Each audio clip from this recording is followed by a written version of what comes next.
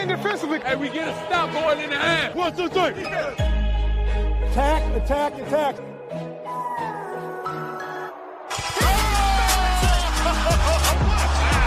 And a chase down block. He erased it. 3. Bingo! It's showtime! MVP, baby! He didn't do that, did he? Slam dunk! Tie game with 5 seconds remaining! He shot!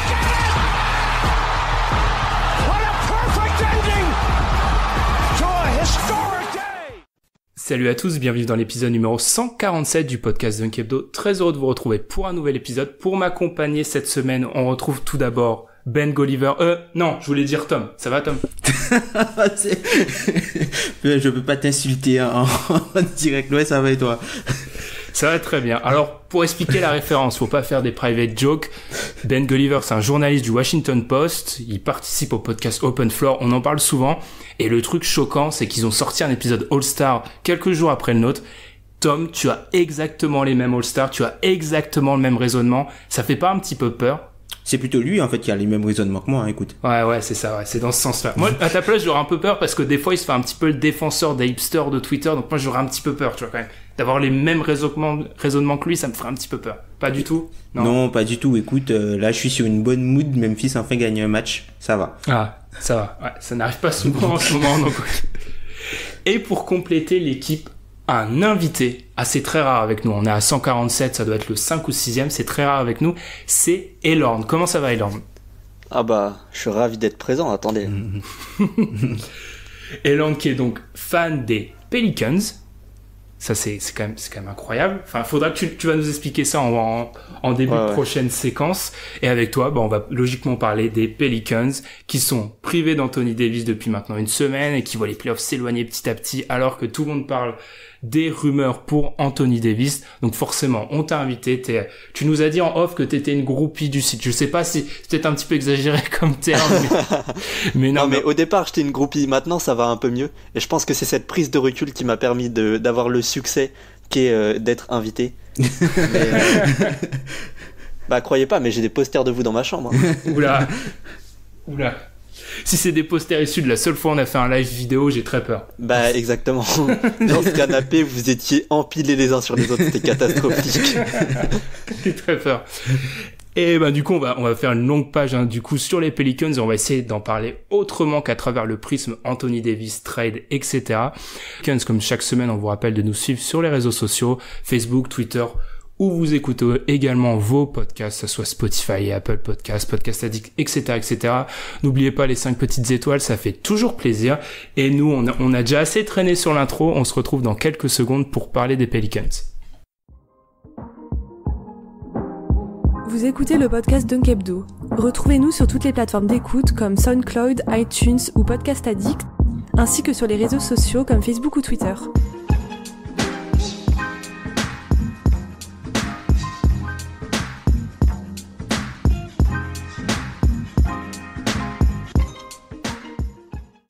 Alors on va débuter cette séquence par la question qui me démange, et je pense qu'il démange tout le monde. Comment on devient fan des Pelicans? Alors je vais te laisser déjà la parole en premier, et là Tom, tu pourras parler ensuite de ton nouveau du fait que tu es fan des Pelicans maintenant. J'ai même raté ma vanne, ça m'énerve un petit peu. Eland, comment on devient fan des Pelicans, ex-Hornets? Peut-être que tu as été fan des Hornets avant d'être fan des Pelicans, on ne sait pas. Alors non, moi je suis un bambin de la NBA. Ça fait depuis 2015 que je suis la grande ligue. En fait, ce qui s'est passé, j'avais un pote en cours. Bah toi-même, tu sais, quand t'arrives à la fac, t'écoutes nettement moins parce que t'as ton PC et tout ça, donc tu te permets de faire d'autres choses. et donc lui, il arrêtait pas de théma des top 10, tu vois, pendant les cours, des top 10 des actions de la nuit. Il était un gros fan des Bulls, dédicace à mon gars Pierre. Et du coup, je suivais de loin un peu ce qui se passait. Je voyais des noms, des trucs comme ça, et j'avais quelques repères. Et à un moment, je vois qu'il est sur le classement de la ligue et je regarde les noms des équipes, et il y en avait plein que je connaissais pas, du coup, parce que je suivais ça vraiment de loin, tu vois. Je connaissais les Celtics, le Heat, et ça allait pas plus loin. Et à un moment, vraiment, je vois cette équipe qui s'appelle les Pélicans, et genre vraiment, ça m'a fait beaucoup rire, tu vois. Je trouvais ça vraiment marrant que les mecs se soient dit entre tout emblème possible, on va choisir un pélican et on va les démonter, tu vois, ça va être effrayant. Et donc on est sur ces bases-là, et du coup presque comme une blague, au départ j'avais adopté cette équipe, et puis un jour je me mets une déterre, je dors pas, il est un peu tard, je lance un match sur un streaming éclaté, et je vois Anthony Davis qui est en train de rouler sur les mecs en face, et avec Jrue Holiday qui fait des petits trucs sympas et tout, avec un effectif du coup un peu contrasté à l'époque, parce que c'était le Eric Gordon et Tyreke Evans, tout ça, et j'ai bien kiffé ce que j'ai vu, et puis je pense que je suis un peu un hipster dans l'âme, tu vois. J'ai pas envie de l'être, mais je le suis. Donc finalement, une équipe qui a pas beaucoup de fans, c'était un peu fait pour moi. Ok, j'avoue que on a déjà fait cette réflexion, nous. Le Pélican comme nom d'équipe, c'est pas le plus swag. Hein, on a vu des noms plus inspirés que Pélican. Mais c'est marrant parce qu'en plus, paradoxalement, je trouve que le nom est éclaté. Bah, logique, tu vois, enfin, ça c'est un fait. Mais que toute l'identité qui va avec, elle est assez travaillée et assez bien réussie. Après, ça c'est personnel, tu vois, c'est les goûts et les couleurs, mais. Ah, par contre, le parquet. Bah, moi, je l'aime beaucoup, justement. Ah, moi, le parquet, j'aime pas. J'ai du mal avec le parquet. C'est-à-dire qu'il est agressif, le parquet. C'est. Ouais. Agressif ? Ça va. Je le trouve. Ok, je suis pas objectif. Tom, un petit mot à rajouter sur comment on devient fan des Pelicans. Bon, je le charrie, non, on va arrêter. Bah, Anthony Davis, hein, juste. Oui, c'est ça, Anthony Davis, Julius Randle, un petit peu de Jrue Holiday, puis voilà, on change d'équipe. Non, allez, fini les blagues. Je sais pas si t'as quelque chose à rajouter dans ton parcours de fan sur les Pelicans, ou tu veux qu'on enchaîne direct par un petit... Bah, moi, je vais, en tant que groupie, tu vois, je fais comme quand je passe à la radio, sur Énergie, toi-même, tu sais, on fait les dédicaces. Et, petite dédicace à tout notre crew de fans des Pélicans. On n'est pas beaucoup, de fans français, je parle. On n'est pas beaucoup, mais on est assidus, et je pense qu'on est une fanbase relativement pertinente. Après, bah, pareil, je suis pas objectif, évidemment, mais... C'est vrai que c'est pas une des fanbases dont on entend le plus parler, je vous avoue que... Mais c'est parce qu'on est beaucoup entre nous, en fait. On discute beaucoup en privé. Et après, des fois, on va juste insulter des mecs parce qu'ils parlent mal des Pélicans, mais après, comme tout le monde, tu vois. Et là, on fait des actions groupées, tu vois. On fait des happenings.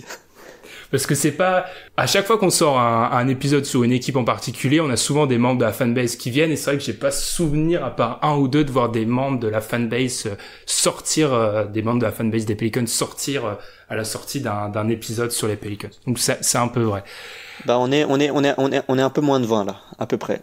Ouais. De clairement identifiés et de gens avec qui on a envie de parler, parce qu'il y en a 2-3, bon, on n'a pas envie de leur parler, quoi.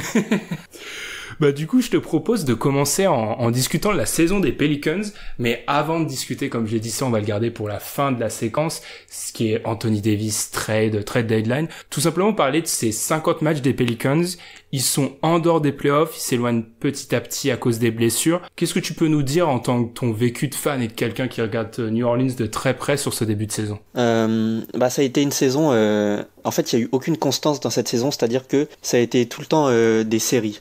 On a commencé par une grosse série de victoires, ensuite une grosse série de défaites, et ainsi de suite. Et donc c'est très frustrant, en fait. C'est-à-dire que en termes d'humeur et en termes de manière dont tu vois les choses, t'as vraiment des moments où t'es là en mode bah vas-y, on trade tout l'effectif, j'en ai plus rien à foutre. Et vraiment, une minute plus tard, t'es là, non mais on fait les playoffs tous les jours, et en playoffs on prend tout le monde sauf les Warriors. Donc c'est un truc un peu comme ça, schizophrène, et bah c'est pas ouf, c'est pas terrible. Je comprends, ouais. Tom, comment tu vois, je me mue en présentateur pour une fois cette semaine. Tom, comment tu vois, toi, la saison des Pelicans après une 50aine de matchs? Ben, un peu comme il a dit, elle est un petit peu irrégulière. Enfin, c'est une équipe qui est vraiment portée par ses meilleurs joueurs, quoi. Donc, c'est comme les Américains diraient, c'est une équipe qui est top heavy, c'est-à-dire que la force de son roster est dans les 2-3 meilleurs joueurs. Et malheureusement pour eux, ils ont pas mal de soucis de blessures, notamment Anthony Davis qui certes manque des matchs, mais qui a aussi des moments où il part dans les pas des gradins, mais qui retourne au vestiaire pour après revenir ou pas. Donc certes il manque pas le match, c'est pas considéré comme un match manqué, mais voilà, c'est des petites blessures, des petits trucs. Et malheureusement c'est une équipe qui est vraiment assujettie et qui est vraiment dépendante de la santé de ses meilleurs joueurs, et qui moi j'ai trouvé très intéressante au début de saison, notamment avec Mirotic, Chamberlain, incandescent, qui voilà quoi, qui sort en début de saison totalement incroyable, comme d'habitude, le mois miroticien, quoi. Il fait son gros mois, et puis après, l'équipe qui retombe un peu dans ses travers. Donc, c'est une équipe qui a des hauts qui sont très hauts, où t'as l'impression qu'ils peuvent taper tout le monde, peut-être sauf les Warriors, et t'as une équipe qui a un plancher, si on peut reprendre cette expression, qui est plutôt bas, en fait, comme on le voit ces dernières semaines. Est-ce que le fait que les Pelicans galèrent, c'est pas beaucoup lié à leur défense? Parce que moi, pour les avoir regardés, j'ai l'impression que souvent avoir une bonne défense, ça te permet de voyager bien, ça te permet d'avoir une assise. Cette année, les Pelicans ont la 26e défense NBA. C'est très loin des standards de l'année dernière, même très très loin de ce qu'ils avaient fait après le All-Star Break où c'était la 7e défense. Est-ce que c'est pas un peu ça qui pêche à l'heure actuelle avec les Pelicans? Si, tu l'as dit déjà, c'est un truc qui permet de voyager bien et on est à 26% de victoire à l'extérieur. Donc on voyage très mal, mais c'est un truc que tu ressens en plus. Dès que t'es à l'extérieur, t'es là quasi déjà, allez, terminé. Sauf si tu vas aux Cavs, quoi, mais bon, on n'y va pas si souvent que ça par an. Et effectivement, on a des vrais problèmes défensifs, principalement liés au fait que on a beaucoup de mal à gérer le pick and roll quand c'est pas le duo Jrue-AD qui le défend. Et on prend énormément de points sur pick and roll, et bon, ça pardonne pas dans la NBA actuelle. Ouais, je vois. Je pense que c'est encore plus marqué actuellement. Sans Davis, pour avoir vu les derniers matchs des Pelicans, sur le pick and roll, c'est automatique pour l'équipe adverse. Exactement. On parlait en off du dernier match contre Oklahoma, de l'avant-dernier match du coup contre Oklahoma City. Et Adams, il s'en est donné à cœur joie le nombre de dunks où il a vraiment rien eu à faire, quoi. C'était comme dans du beurre. Donc, selon toi, c'est plus un problème où, en dehors de Jrue Holiday et d'Anthony Davis, les joueurs défendent tout simplement pas bien, en fait. En dehors des deux. À l'exception, peut-être... je nuancerais ça sur 2 points. Je pense que Payton est intéressant aussi sur pick and roll, de par son profil physique, évidemment, et parce qu'il est pas trop con non plus. Et Mirotic aussi est assez intelligent, mais après, Mirotic, il a les limites physiques qu'il a. Donc, en aide, il peut être intéressant sur des prises à 2, notamment. Il fait souvent les bons choix au niveau des prises à 2, et il gêne bien pour que le mec puisse pas ressortir la balle. Mais... en dehors de ça, il est un peu perdu des fois sur certaines courses. Il n'arrive pas à suivre. Quand il défend, il n'arrive pas à suivre son attaquant. Oui, ça aussi, c'est un peu la problématique de cette équipe-là. C'est-à-dire que, par exemple, si on prend les 4 meilleurs joueurs des Pelicans, on a Anthony Davis, on a Jrue Holiday, on a Julius Randle et on a aussi Mirotic. Le souci, c'est que ils peuvent difficilement cohabiter tous les 4 ensemble.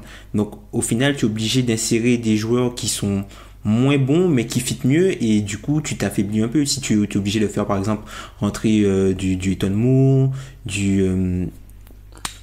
le shooter, le 3 shooter, le Miller, Darius Miller, voilà, ou même Solomon Hill que tu es obligé d'intégrer. Donc du coup tu te retrouves vraiment dans une situation où tu peux difficilement jouer avec le maximum de puissance de feu. Et je pense que ça, c'est quelque chose qui en saison régulière va leur faire mal, même si je trouve que par exemple pour une configuration playoff, c'est une équipe qui est plus dangereuse sur une configuration playoff que sur la saison régulière par exemple, notamment par rapport à cette situation de haut très haut et de bas très bas. Mais sur ce que tu dis, c'est très vrai, parce que aussi la profondeur, elle est ridicule aux Pelicans. Je veux dire, il y a vraiment aucune profondeur d'effectif. Dès que tu arrives sur le 7e joueur, c'est des joueurs qui sont parfois difficiles de faire jouer en NBA. Ou des gars au minimum. Ce sont des gars au minimum. Ouais, c'est ça en fait, c'est ça. Et en plus, du coup, ça donne très peu de stabilité dans l'effectif, donc c'est compliqué de se projeter, quoi. Surtout si on rajoute le problème de blessure en plus, qui est récurrent. À l'heure actuelle, Mirotic est sur le flanc, Anthony Davis aussi, Julius Randle est en day-to-day. C'est sûr que t'en as parlé, l'effectif est court. Et là, on s'achemine vraiment vers une potentielle série de défaites qui pourrait pousser les Pelicans hors des playoffs.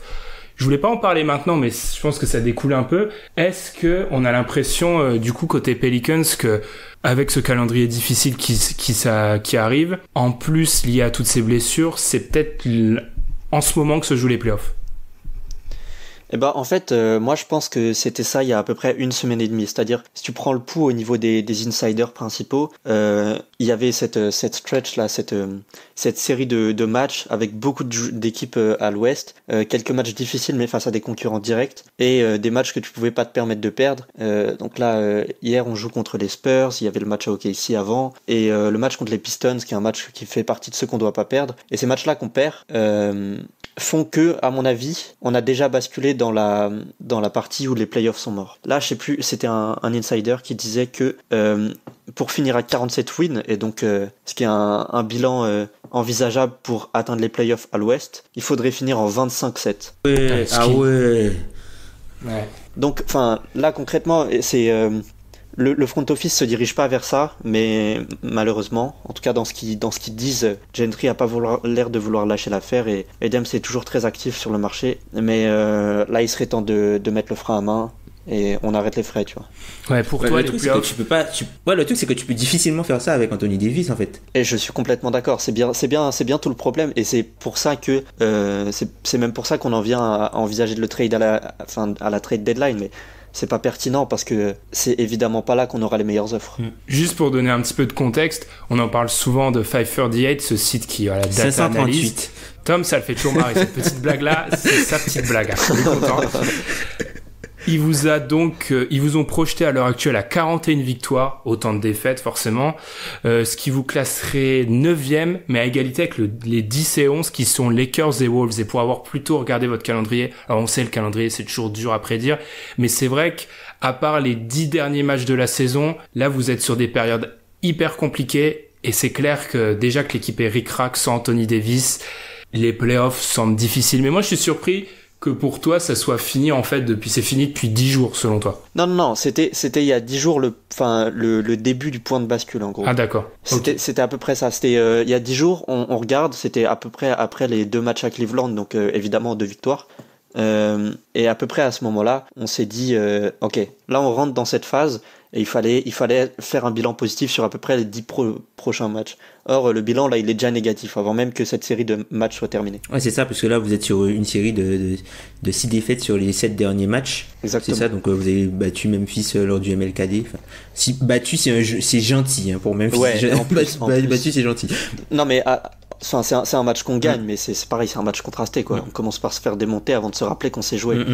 Totalement. Mais globalement, moi, ce qui m'a choqué, c'est qu'en fait, je m'attendais quand j'ai regardé un peu les matchs. Après, je suis allé checker les stats et je me suis rendu compte que l'équipe est plutôt correcte, voire plus que ça, puisque au niveau du net rating, c'est le 12e bilan NBA selon Clean the Glass avec un net rating positif à plus 1,3 plus 1,3 de net rating avec une très bonne attaque et une mauvaise défense. Et en fait, généralement quand je vois un bilan négatif avec un aussi bon net rating, mon premier réflexe c'est d'aller regarder le clutch, les matchs serrés pour voir comment l'équipe comment l'équipe va dans ces matchs-là. Et en fait, je me suis rendu compte dans les matchs serrés que vous êtes très mauvais en fait, puisqu'il y a 8 victoires, 19 défaites dans le clutch avec un net rating de moins 22,9. Ouais, j'ai été voir aussi des trucs là et je croyais, il me semble avoir vu qu'on était la dernière équipe littéralement de la ligue dans le clutch. C'est ça. Avec les Cavs. Moins de 30% des matchs serrés gagnés, alors que on est la 6e équipe qui a joué le plus de matchs serrés. C'est une très mauvaise équation. Y a beaucoup de... Exactement. Mais c'est beaucoup de... En fait, je trouve que l'équipe des Pelicans, c'est beaucoup de mauvaises équations. C'est-à-dire, c'est une équipe qui est dysfonctionnelle actuellement. Elle n'est pas équilibrée et avec les blessures, ça déséquilibre encore plus le tout. Et donc, il y a beaucoup d'équations qui fonctionnent pas comme ça, où t'as l'impression qu'on sait pas jouer sur nos forces ou qu'on les exploite mal. Comment t'expliquerais ces difficultés en fin de match ? Est-ce que c'est tout simplement qu'en fin de match, les défenses se resserrent, les équipes se concentrent sur Davis, Holiday et le reste est pas bon et en plus la défense répond pas, ou il y a d'autres raisons que j'arrive pas à imaginer ? Parce que c'est quand même, quand t'es aussi dysfonctionnel sur des fins de match, il y a une raison, il y a un truc qui peut expliquer que tu galères vraiment à ce point-là. Alors ce sera pas mes mots là pour le coup, ce sera plus des mots d'insider, notamment un gars qui s'appelle Michael McNamara. Le suivez pas parce que vous allez le détester, mais c'est quand même intéressant ce qu'il dit. Mais le gars remet vraiment en cause la prise de décision de AD. Moi je pense pas avoir le recul basket pour pouvoir juger ça efficacement, mais en tout cas lui le fait. En mode, Anthony Davis est peut-être trop individualiste sur les fins de match. C'est un peu ça son idée, ou globalement sa prise de décision est pas bonne? Je pense que globalement sa prise de décision est pas bonne, et après par exemple Julius Randle en fin de match c'est un vrai problème. Ah bah oui, parce que tu peux pas faire de stop avec, tu peux difficilement faire des stops avec Julius Randle. C'est limite plus intéressant de mettre Mirotic qui, comme tu l'as dit, est un meilleur, il est plus intelligent défensivement, notamment sur les défenses d'aide. Il est un petit peu plus en délicatesse avec tout ce qui est naviguer entre les écrans ou suivre sur les joueurs, même sur le 1 contre 1, il est un petit peu plus en délicatesse, même si il se défend correctement quand même, tu vois. Et le truc, c'est qu'il faut trouver un moyen d'enlever Randle sur le terrain et de mettre Mirotic, mais en fait t'as pas de poste 3 vraiment pour combler, donc des fois tu te retrouves à finir les matchs. En début de saison, c'était Wes Johnson qui faisait ce boulot là, il était plutôt intéressant. Alors certes, il payait pas de mine en fait, le gars dans le 5 de départ, mais il a été intéressant quelques matchs, c'est ça le problème, c'est qu'il a pas réussi à maintenir ce niveau. C'est ça, il a pas été constant, du coup il était sorti du 5 et malheureusement l'équipe des Pelicans, en fait, moi si je devais la résumer, c'est que c'est une bonne équipe quand elle est au complet, sauf qu'elle est très très rarement au complet en fait. Et du coup, ça tue la saison. Exactement, tu parlais de finir les matchs avec Mirotic, sauf que Mirotic, j'ai pas le chiffre en tête, mais il a raté beaucoup 18 matchs. 18 matchs déjà. 18 matchs, voilà. Donc là, je sais pas, on est à quoi? On est à 50 matchs joués à peu près. Ouais, tu vois. Ouais, si tu coupes la moitié, aux absences de Davis, tu coupes ça aux absences des autres, c'est vrai que ça fait beaucoup. Mais moi, je pense qu'aussi j'ai du mal en regardant cet effectif des Pelicans à m'imaginer une fin de match, même si tout le monde est en bonne santé, trouver 5 joueurs à aligner où je pense que tu parlais de dysfonctionnel, je pense que ça se retrouve un petit peu là, c'est que j'ai un peu de mal à imaginer un 5 où je me sens rassuré pour une fin de match. Parce que j'ai l'impression qu'il y a toujours des faiblesses assez identifiées à chaque fois. Admettons, déjà, tu considères que tu as envie d'avoir quelqu'un qui porte la balle. Or, si par exemple tu la donnes à Elfrid Payton, qui a lui aussi manqué beaucoup de matchs, si tu la donnes à Elfrid Payton, déjà, le gars qui a la balle en main ne peut pas shooter. Donc ça, c'est un premier élément. Si tu la donnes à Jrue Holiday, il a des limites évidentes au niveau du dribble, qu'il a réussi à gommer au fur et à mesure des saisons, mais qui deviennent plus criantes dans le clutch, parce que les défenses se resserrent, et littéralement, si t'as moins d'espace, il te faut un meilleur dribble pour te déplacer. Et AD a aussi des difficultés, même s'il a évidemment énormément progressé sur son dribble. Ce qui fait que ta balle, t'as du mal à la déplacer d'un endroit à l'autre, et vu que t'as aucun très bon passeur, t'es susceptible de faire des erreurs bêtes qui te poussent à avoir un turnover un peu débile, quoi. Ouais, je comprends, ça. C'est peut-être aussi le manque d'un vrai meneur. On parlera de ça dans la fin du sujet quand on parlera de trade deadline, mais c'est pour ça, par exemple, que un Mike Conley est parfois lié aux Pelicans. C'est qu'aussi, il manque peut-être ce vrai meneur. Tom, tu voulais dire quelque chose sur ce sujet-là? Pas Mike Conley, mais je t'ai entendu réagir un peu. Ah non, non, j'étais juste d'accord avec ce qu'il a dit, notamment pour Payton aussi qui a manqué énormément de matchs. Le truc avec les Pelicans, c'est que tu n'es pas à l'aise avec 5 joueurs en fait, malheureusement. Quand tu regardes l'effectif, tu te dis bon, je vais jouer la fin de match, je suis peut-être à l'aise avec 3 joueurs, mais sur les 2 derniers, et c'est peut-être les 2 les plus importants, t'es pas à l'aise en fait. Et ça, c'est un gros problème. Et le 5 de la mort, enfin notre 5 de la mort avec tous les guillemets de la terre évidemment, mais qui était très performant l'an dernier.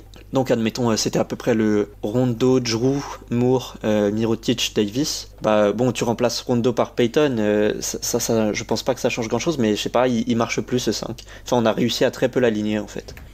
Le truc c'est que, on a aussi le biais en fait des playoffs avec les Pelicans, et on a le biais des playoffs de la même façon dont Portland a été traité, notamment que c'est une équipe qui a peut-être probablement été sous-estimée à l'intersaison, en début de saison par rapport à ce qu'ils ont fait en playoff. C'est de la même façon où peut-être les Pelicans ont aussi été surestimés, puisque certes ils finissent la saison dernière en boulet de canon, notamment après la signature l'arrivée de Mirotic contre Asic.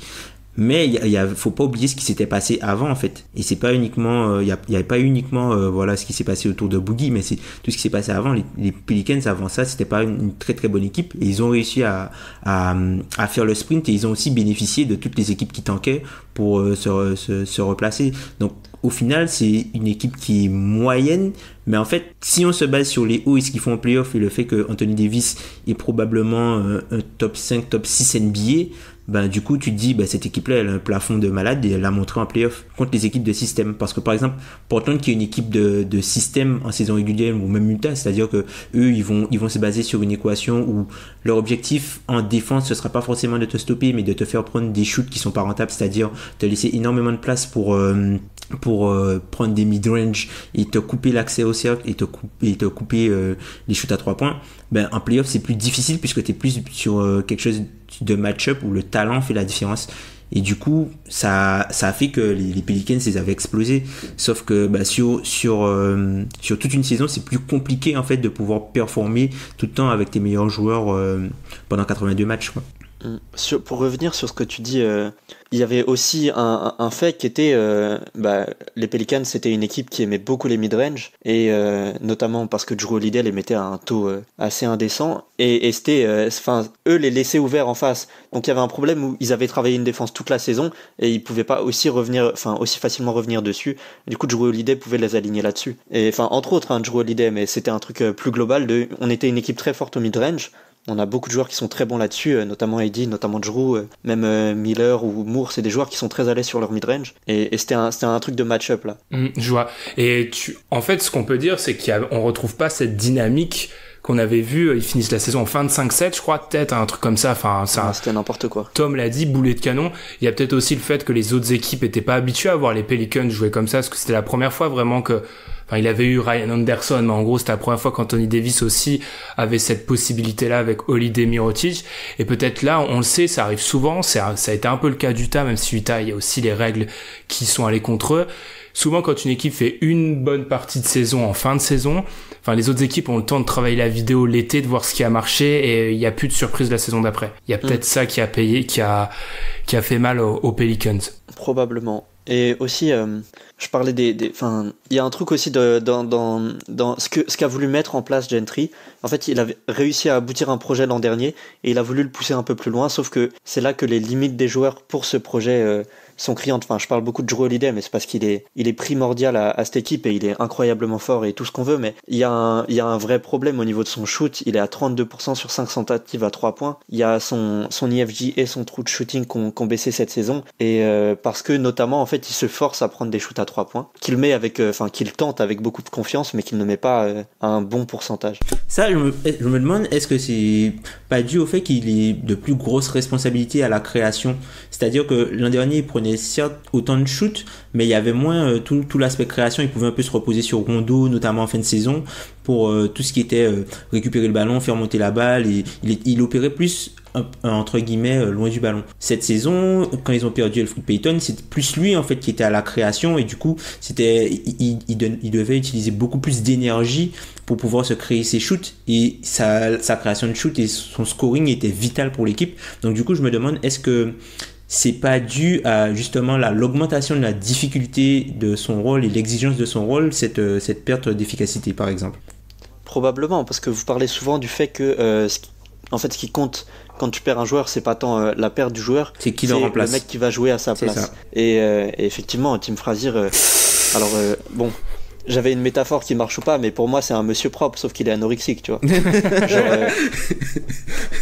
C'est pareil, encore dans cette logique que vous évoquez souvent du costume trop grand, c'est-à-dire le gars a pas les épaules. En fait, c'est un joueur paradoxal parce que il ne peut être que titulaire parce que son style de jeu est un style de jeu de titulaire uniquement, mais il a pas du tout le niveau pour être titulaire. Et donc t'as des limites brutales, quoi. Le gars ne peut pas faire grand-chose, tout simplement. C'est peut-être encore le biais des playoffs, mais t'as parlé de Rajon Rondo. Est-ce qu'il manque pas un petit peu quand même? T'as parlé qu'il y avait pas trop de différence entre Payton et Rondo, mais est-ce qu'il manque pas un petit peu? Alors je vais pas me transformer en défenseur de Rondo, loin de moi cette idée, mais peut-être que sur, par exemple, enlever un petit peu de pression à Jrue Holiday, trouver des bonnes, peut-être dans le clutch notamment, trouver des bonnes lignes de passe, etc. Est-ce qu'on sent pas un petit peu cette perte quand même? Ou alors c'est moi qui me fais des idées? Non, moi je pense qu'on la sent. Pas au niveau de ce que les joueurs sont capables de faire, mais au niveau de ce qu'on leur dit de faire. C'est-à-dire, il y avait vraiment ce truc-là de coach sur le terrain, qui, à mon avis, n'était pas juste un mythe, tu vois, n'était pas juste une histoire qu'on raconte à la Nouvelle-Orléans. Tous les insiders en parlaient, le public, la fanbase en parlait. Et c'était visible, c'est-à-dire c'est lui qui prenait les décisions. Il était d'accord avec Gentry là-dessus. Gentry disait toujours, si moi j'appelle un système dans les 2 dernières minutes et que toi tu vois une meilleure opportunité, c'est toi qui as la priorité sur moi. Et au niveau de la prise de décision, du coup, même si Payton est bon là-dedans, en fait il n'a pas cette maturité, cette intelligence et aussi ce charisme qu'avait Rondo, parce que c'est un joueur respecté et donc tout le monde va appliquer ce qu'il dit. Je pense qu'il manque beaucoup de maturité dans le clutch, notamment à cause de ça. Après, je sais pas si Rondo manque, mais playoff Rondo manque. Mais même Rondo manque parce que il faisait peut-être pas les efforts tout le temps. Ça c'est une évidence, mais en tout cas, il était tout le temps. Il était jamais complètement off au niveau du cerveau, tu vois. Et ça, c'est toujours un truc. T'as quelqu'un vers qui te tourner si t'as une galère. C'est ça. C'est le backup plan, tu vois. Ouais, totalement. Totalement. Ouais, ça peut être ça qui manque actuellement, surtout quand on a dit l'effectif est assez court. Je sais pas si t'as quelque chose à rajouter sur la saison ou si on bifurque sur le gros dossier qui est la trade deadline et l'avenir de cette équipe. Je sais pas s'il y a des petits trucs qui te marquent et dont t'as envie de parler. Profite de cette tribune pour en parler. Ouais, quelques trucs que je vais évoquer et de toute façon, méga des Pélicans vont me reprocher d'avoir oublié plein de choses évidemment et ce sera vrai. Mais au niveau des turnovers, on perd quand même beaucoup de ballons et on est incapable de revenir là-dessus. C'est-à-dire une fois que la balle est perdue, c'est 2 points pour l'adversaire. Et à l'inverse, nous, on a très peu de joueurs capables de marquer efficacement en transition. Peyton a du mal à utiliser son corps. On sent que, c'est pas le joueur qu'il aurait dû être physiquement en tout cas. Et Jrue Holiday est quasiment le seul joueur qui dunk, le seul extérieur qui dunk est capable de courir rapidement et d'aller scorer efficacement en transition. Il y a ça, et après il y a le déséquilibre au niveau du spacing. On n'est pas trop mauvais au pourcentage, on est 12e au pourcentage de la ligue à 3 points, mais on est 25e en tentative, parce qu'on n'a pas les joueurs pour mettre en place un spacing efficace. Et depuis la perte d'Anthony Davis, c'est encore pire. Enfin, pour avoir vu les matchs et regarder les stats, c'est vraiment, il y a très peu de shoot extérieur et c'est un petit peu caricatural. Mais c'est vrai que pour Oui, vas-y. Non, mais c'est un truc qu'il faut pas que j'oublie, sinon je vais me faire brûler, c'est sûr. Mais finis ta phrase d'abord.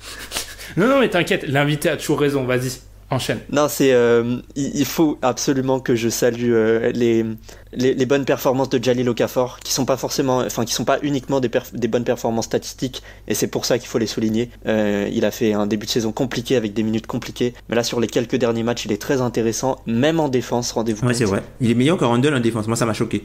Largement. Et il a sincèrement gêné Lamarcus Aldridge hier. Et Frank Jackson, qui est encore très limité, mais qui montre des vrais signes de progrès, avec un shoot en progression, et il commence à prendre confiance dans son jeu et dans le fait d'aller au cercle et d'utiliser son physique. Donc il va falloir qu'il apprenne à l'utiliser mieux, mais deux points un peu positifs. Par rapport à la trade deadline, c'est intéressant que ce soit eux qui émergent maintenant. Moi, ce que je trouve intéressant par rapport notamment à Frank Jackson, c'est que même s'il n'est pas en réussite, Ben, on en a parlé notamment sur le shoot, le shoot à Détroit, il a pas peur de tenter en fait. Je pense que tu vois, il a pas peur du moment, il prend ses responsabilités. Donc certes, pour l'instant, il a pas énormément de réussite, mais tu sens que c'est un joueur qui est pas effrayé par l'instant et qui fait ce qu'il a à faire et qui fait ce que le jeu lui il prend ce que le jeu lui donne en fait, totalement, il force rien. Exactement. Il force rien, donc c'est il a encore un tout petit peu peur du contact et de pénétrer, et c'est pour ça que je dis qu'il a du mal à utiliser son physique. Des fois, il faut qu'il aille tomard avec le physique qu'il a, il faut qu'il y aille. Il a encore un peu de mal avec ça. Mais en tout cas, il prend les shoots, et dès qu'il est en réussite, c'est le jour et la nuit. Parce que tu vois, même là, on a parlé par exemple face à Détroit, où le shoot, il aurait pu le mettre, mais malheureusement, il arrive pas, il y arrive pas. Mais même contre OKC, à un moment, il y a un shoot pour revenir, je sais pas si c'est à -3 ou -4, vers la fin. Et il le manque, et malheureusement ça fait la bascule sur le match, quoi. Et moi, ce que j'ai trouvé intéressant, notamment sur le match face au OKC, c'est que moi je pensais pas qu'ils allaient remonter, puisqu'ils étaient à -20, je crois, à un moment. Je crois dans le 3e quart-temps, ils sont à -20 ou un petit peu plus. Et dans le 4e quart-temps, le groupe a fait preuve de résistance, quoi. Ils auraient tout pu s'écrouler, quoi. C'était dans des conditions difficiles. Randle, ils apprennent au début du match qui sera absent. Enfin, t'as pas mal de petits facteurs qui font que voilà, tu te dis bon, ok, de toute façon on va perdre le match, ils sont pas favoris, et puis franchement moi je pensais qu'ils auraient eu des chances vraiment pour de gagner le match face aux Spurs, tu vois, puisque ce qu'ils ont montré ils ont vraiment montré qu'ils avaient du caractère à la fin du match. Donc à voir. Alors certes, sur le papier ils ont 6 défaites sur les 7 derniers matchs, mais c'est pas une équipe qui a abandonné pour l'instant. Non. Mais d'ailleurs, vous parlez aussi souvent des équipes qui ne se battent pas elles-mêmes. À l'inverse, les Pélicans se battent systématiquement eux-mêmes. Je voulais qu'on en parle de ça. C'est vrai, parce que moi j'ai remarqué des fois. Alors je suis peut-être biaisé par les récentes performances et les matchs que j'ai vus récemment, mais j'ai l'impression que c'est une équipe qui des fois a des passages off où elle fait pas toujours les efforts, notamment en défense. Est-ce que je me trompe ou c'est vrai, c'est une réalité? Non, c'est pas une erreur, je sais pas pourquoi en fait, c'est l'équipe globale qui a des coups de mou, mais c'est vraiment les 5 joueurs d'un coup qui vont avoir des coups de mou, à part Jrue, mais Jrue est Dieu et Dieu est Jrue. Donc ça c'est un autre truc, mais Ouais, non, il y a vraiment des baisses de tension, quoi. C'est-à-dire que t'as l'impression sur un carton, ils peuvent te mettre 40 points, et puis le carton suivant, voilà, ils te mettent 15 points, et tu comprends pas ce qui s'est passé. Tu comprends pas ce qui s'est passé, en fait. Ils jouent bien, et puis ça s'arrête tout d'un coup. Mais là, on retrouve peut-être le problème qu'on a déjà abordé. Il y a très peu de joueurs sur lesquels tu peux miser et être rassuré. Enfin, il y a beaucoup de joueurs, voilà, qui ont des bonnes périodes. T'as beaucoup de joueurs pièces en l'air. Exactement, ouais. C'est dit plus simplement, c'est exactement ça. Tu sors de Davis Holiday, bah, tout de suite, quand t'as que 2 valeurs sûres dans un effectif, ça peut être très compliqué. Mais par rapport à Jalil, on connaît mon passé sur Jalil. J'avoue que il fait ses matchs. J'ai vu les matchs de Jalil, je suis d'accord. Il fait ses matchs. Surtout, je pense, vu que le jeu s'est un petit peu ralenti, j'ai l'impression avec les Pelicans, ça a l'avantage. Il est beaucoup plus fit qu'avant. Ah, largement. Ouais. Je l'ai pas reconnu. Au début, je me suis dit, c'est qui ce mec-là? Donc, je suis content. Je souhaite de mal à personne. Je suis content pour lui. Après, à voir, c'est vrai que c'est bien que des role-players émergent, mais sachant que les défaites s'accumulent, ça pose peut-être la question à plus long terme, ce qu'il faudra faire de cet effectif. On va être obligé d'en parler, à part si t'as vraiment quelque chose. J'ai pas envie que tu sois brûlé, hein. Donc, si t'as quelque chose. Non, là, c'est bon. J'ai parlé de Jalil, j'ai parlé de Frank Jackson, je devrais être sauf. Ok, c'est cool. Forcément, on s'approche de la trade deadline, c'est le 7 février prochain. Ça fait quelques semaines que les Pelicans sont autour de toutes les rumeurs les plus folles avec Anthony Davis. Je te donne le poste de GM des Pelicans pendant les 15 prochaines minutes. Tu fais quoi avec l'effectif de ton équipe? Bah là c'est une question difficile. Comme vous l'avez dit, c'est dur de tanker avec AD dans ton équipe. Déjà, première chose, je vais parler à Davis. Il faut qu'on soit transparent avec lui, c'est lui le franchise player, c'est lui qui est la raison d'être de cette équipe. Enfin, vous parlez on parle souvent des Pelicans sans AD, ils sont à Seattle. Bon, j'ai mes réserves là-dessus, mais en tout cas, enfin, il faut être transparent avec AD. Ensuite, je garde Drew parce que Drew est un très bon joueur, mais qui se magnifie encore quand il joue avec d'autres bons joueurs. Donc, en vrai, s'il est avec des joueurs nuls, je pense qu'il fera pas gagner tant de matchs que ça. Donc, et à l'inverse, si t'arrives à avoir un socle, en fait. L'idéal, ce serait d'être en gros les Clippers. C'est un peu ça, c'est cet alliage de joueurs moyens qui nous fait passer quelques années dans le bas des playoffs de l'Ouest. Avec Anthony Davis, sans Anthony Davis qui est parti entre-temps. Bah oui, non mais tu veux le faire en fait, on utiliserait AD pour avoir les joueurs qui nous permettraient d'être les Clippers. Ok, donc toi tu le transfères cet été en gros. Ouais, non, enfin évidemment que je vais lui proposer un Supermax, mais en fait, ça peut pas aller tout seul, le Supermax. C'est-à-dire que Dell Demps, par exemple, s'est beaucoup intéressé au cas Terrence Ross, et il voulait échanger Solomon Hill contre Terrence Ross et lâcher un pick dans l'histoire. Un first pick, tu vois. Enfin, un first round, plutôt. Donc, voilà, c'est Terrence Ross. C'est cher payé pour Terrence Ross, mais tout ça pour avoir du cap. Et ça, ce serait dans l'idée où on le prolonge pour pouvoir signer un gros joueur à côté. Parce qu'on va certainement laisser partir Randle, re-signer Mirotic à peu près sur les mêmes bases, dans le cas, toujours dans l'hypothèse où AD reste. Et donc, l'idée, ce serait d'avoir à peu près 20-25 millions à offrir à quelqu'un. Mais ça changerait pas le problème structurel de l'effectif que t'es à une blessure d'un dysfonctionnement total parce que derrière, t'as que des joueurs minimum. Ok, je comprends. C'est une stratégie que je trouve bonne parce que, on l'a déjà dit, mais les Celtics, par exemple, ne peuvent pas trader pour Anthony Davis à l'heure actuelle vu que Kyrie Irving est dans son contrat qu'il a eu grâce à la Rose Rule. On vous épargne les détails, mais en gros, ils peuvent pas l'avoir à l'heure actuelle avec le contrat qu'a Kyrie Irving. Et c'est vrai que je pense que c'est une bonne idée d'attendre peut-être l'été, lui proposer le Supermax et voir après.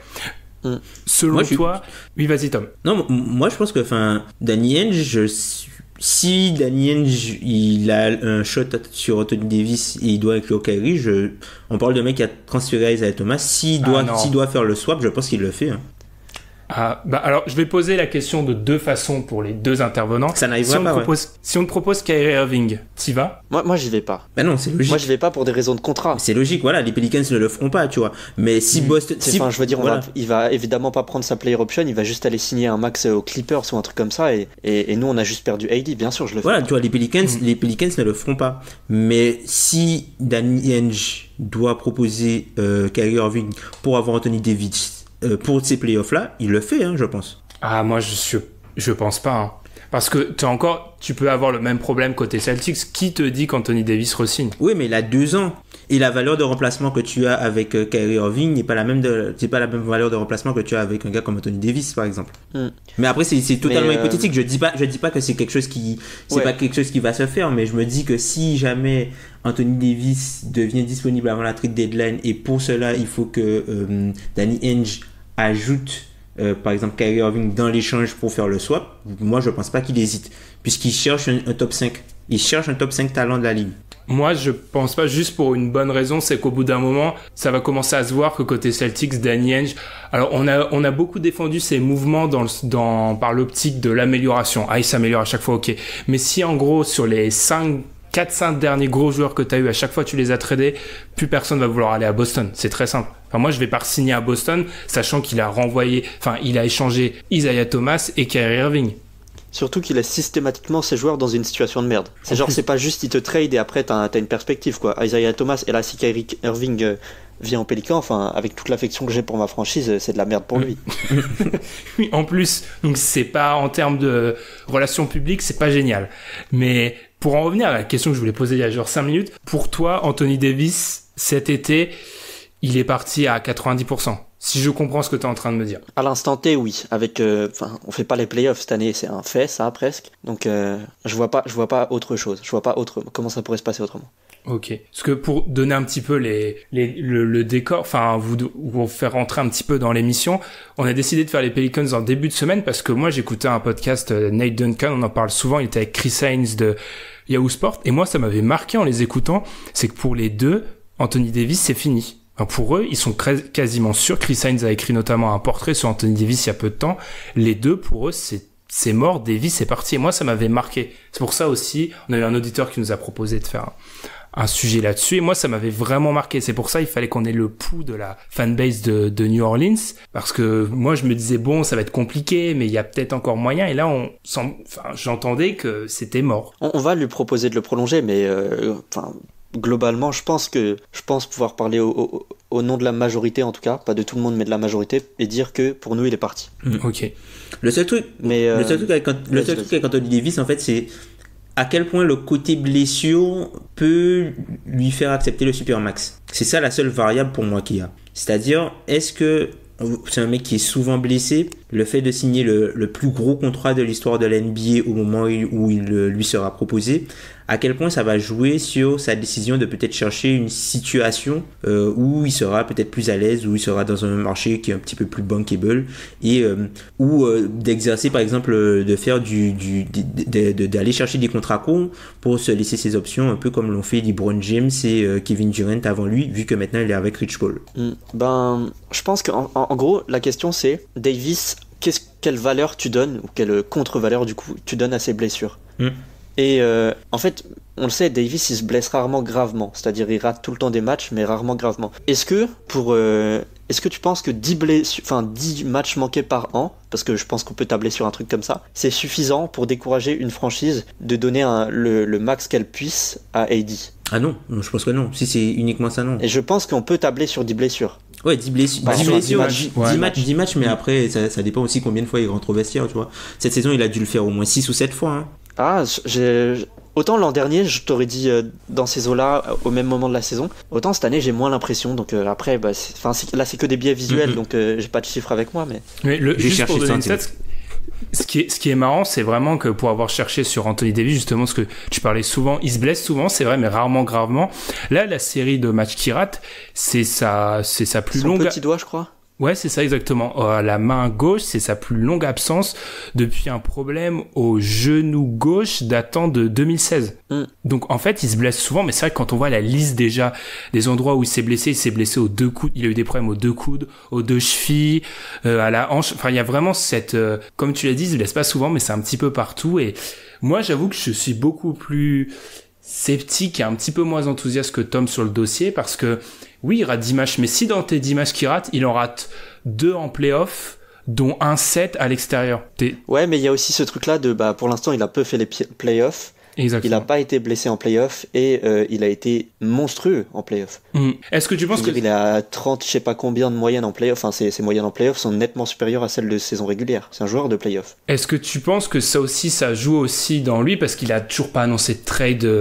Enfin, c'est logiquement que ça joue, c'est une question bête, mais il a pas annoncé de trade, il l'a pas dit, il a dit qu'il respecterait la franchise, mais forcément 2 séries de playoffs, 2 campagnes de playoffs en 7 ans, c'est peut-être là où plus que les problèmes organisationnels dont on va parler après, peut-être un petit peu, c'est vraiment il a fin de playoff, il a 25 ans et maintenant il peut plus attendre. Ah non, mais je suis d'accord. Moi, je lui donne vraiment pas tort là-dessus. Ça peut se comprendre. Enfin, quand t'es aussi bon... C'est ça. Ça a été rarement de sa faute. Et je pense que c'est un truc qui est vraiment imputable au front office de pas avoir su l'entourer correctement. J'ai beaucoup donné de crédit pour plein de choses à Dell Demps, ou disons que je l'ai plutôt moins discrédité que la moyenne des gens le discréditaient, mais il y a un moment où il y a un bilan, tu vois, et le bilan c'est la fin du 2e contrat de AD, et ce bilan c'est que un 2e tour de play-off qui est presque un malentendu, parce qu'en vrai on tombait sur une autre équipe au premier tour, peut-être on passait pas, tu vois. Ouais. Après à la défense de Dell Demps, alors oui c'est certes un GM qui c'est pas forcément un GM qui fait partie des top GM de la ligue. C'est un GM qui a pris énormément de décisions à court terme. Ça, je pense que c'est lié à sa situation, puisque c'est un GM qui est prolongé tous les ans pour 1 an. Donc à chaque fois, chaque saison, il joue sa tête.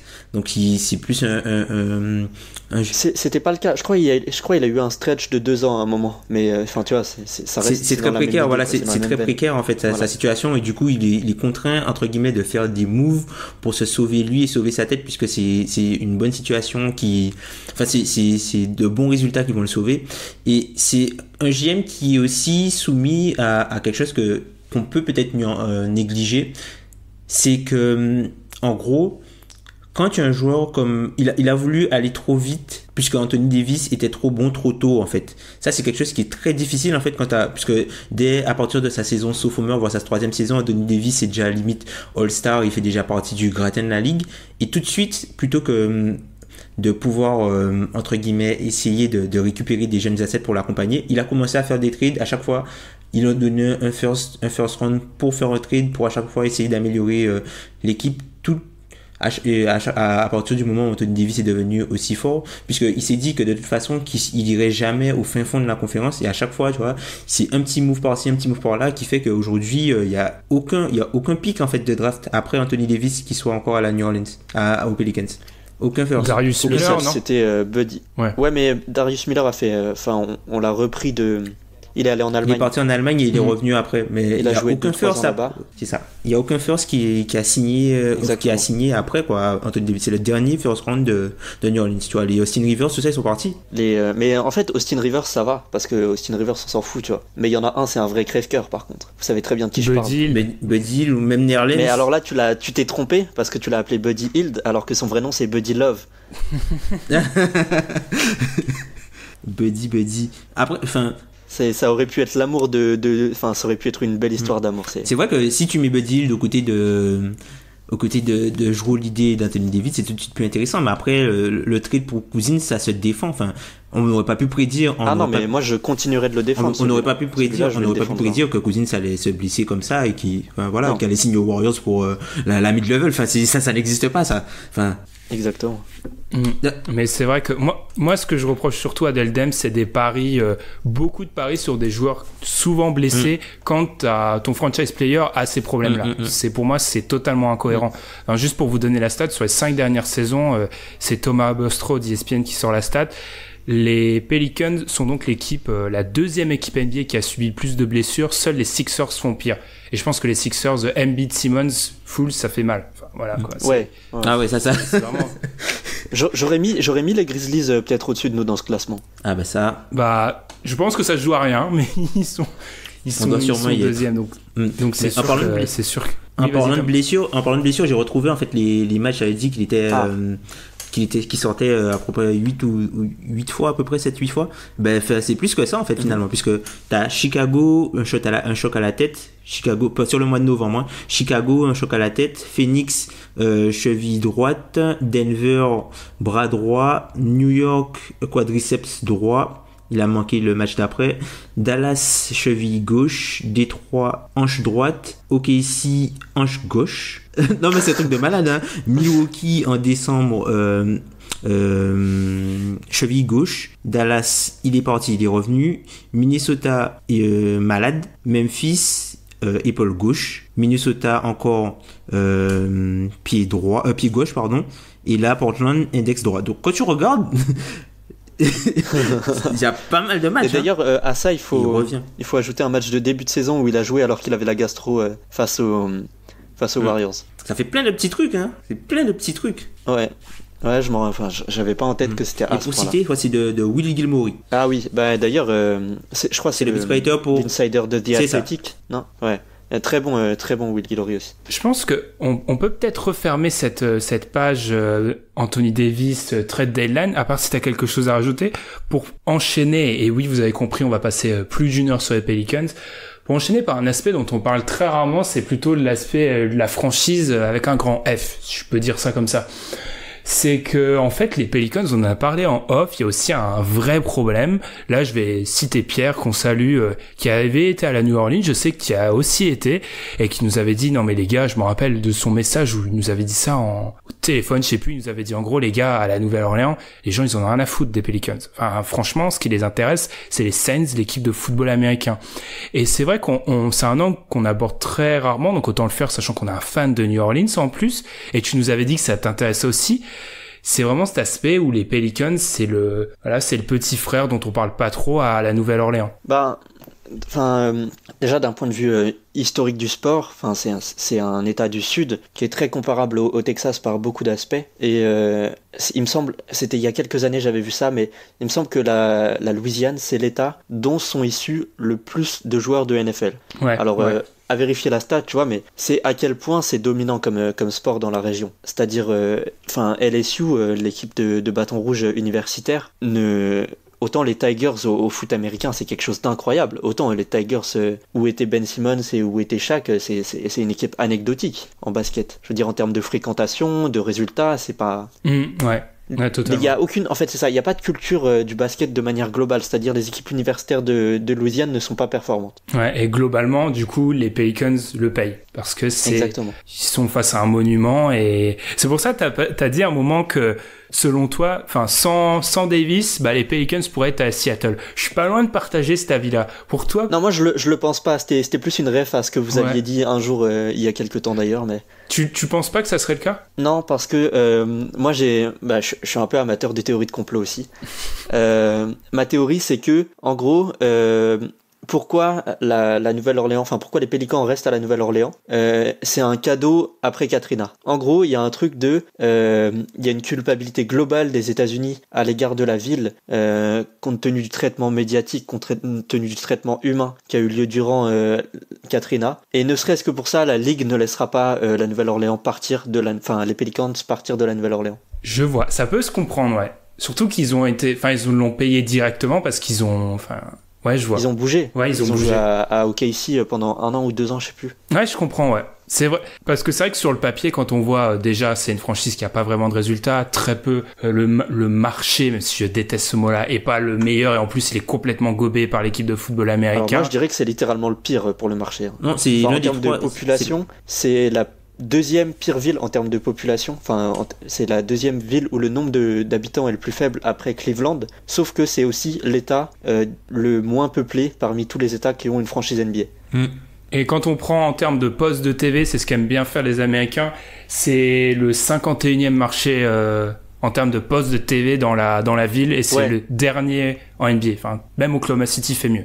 Ouais, donc on n'en parle pas souvent de la Nouvelle-Orléans dans cet aspect-là, mais c'est vrai qu'en plus nous on est français, donc il y a une attache avec la Nouvelle-Orléans. Je sais pas si évidemment. Je sais pas si elle reste. Moi c'est lié à ça aussi. Ouais, je sais pas si elle reste encore beaucoup, et donc du coup on n'a pas conscience que la Nouvelle-Orléans, c'est comparé à d'autres équipes qui sont dans la ligue, c'est très très petit. D'ailleurs, tu nous as dit que tu as eu la chance d'y aller. D'ailleurs, un truc de comment les Pelicans essayent de s'impliquer, comment ils essayent de fidéliser les habitants. Je sais pas si ça se fait beaucoup dans les autres franchises, mais en tout cas très souvent avant les matchs à domicile il y a des block parties et en gros c'est une fête et il y a la mascotte, il y a éventuellement un joueur de bout du banc qui vient, il y a de la bouffe, il y a de l'animation, il y a de la musique, tout ça, et ils font souvent des block parties dans un peu tous les quartiers de la Nouvelle-Orléans, genre 1 heure avant le match, et donc ils essayent de s'implanter comme ça. Aussi quasi tous les terrains de basket, c'est pas tous évidemment, mais il y a beaucoup de terrains de basket de là-bas qui ont été rénovés par les Pelicans. Et du coup, t'as leur logo en gros sur le terrain quelque part. Genre, t'as un petit panneau qui t'explique que c'est eux qui ont payé pour ce truc-là. Donc ils essayent. Il y a vraiment une politique de l'équipe à ce niveau-là d'essayer de s'implanter, de prendre de la place. Mais ça marche pas parce que moi j'y suis allé après l'élimination des Saints de l'an dernier en play-off. Et il y avait encore tous les drapeaux partout dans la ville accrochés aux lampadaires, tu vois, il y avait sur quasi tous les lampadaires il y avait des petites flags des Saints, alors que les mecs étaient éliminés depuis 3 semaines quoi. Ouais. Ça veut dire quelque chose, quoi. C'est assez marquant. Et moi, ce qui m'a fait marrer, alors encore une fois, c'est Twitter, c'est biaisé, mais quand je regardais en fait le fil Twitter des Pelicans la nuit dernière, c'est quoi les tweets qui ont le plus buzzé? C'est Drew Brees, le quarterback de la Nouvelle-Orléans, est présent. Taysom Hill, son backup, est présent. Et ça, les gens, ils retweetent. Alors c'est que des tweets, je sais, mais c'est marquant. C'est ça qui fait le buzz, en fait. Et c'est un peu triste pour cette équipe des Pelicans qui a quand même eu Anthony Davis, à l'époque où c'était encore les Hornets. Et Chris Paul. C'est Baron Davis aussi. C'est des... Enfin, je veux dire, Chris Paul, Anthony Davis, c'est des mecs qui sont top 10 NBA et qui l'ont été sur des longues périodes. Et on a l'impression que la franchise, elle peine à décoller. Donc c'est un peu... C'est pour ça que c'est intéressant d'avoir un fan des Pelicans, parce que c'est rare, je pense. Espèce en voie de disparition. Et puis, un peu pour revenir sur ce que vous avez dit, notamment par rapport à l'équipe de football américain, je crois que c'est une franchise qui partage un peu le staff médical entre les deux. Ouais. Ça c'est une aberration, on en avait déjà parlé. C'est en train d'évoluer, mais parce qu'il y a eu ce scandale autour de ces deux médecins là qui avaient mal diagnostiqué un joueur de foot US et du coup ils sont en train un peu de s'émanciper de ça, mais effectivement ils ont le même staff médical.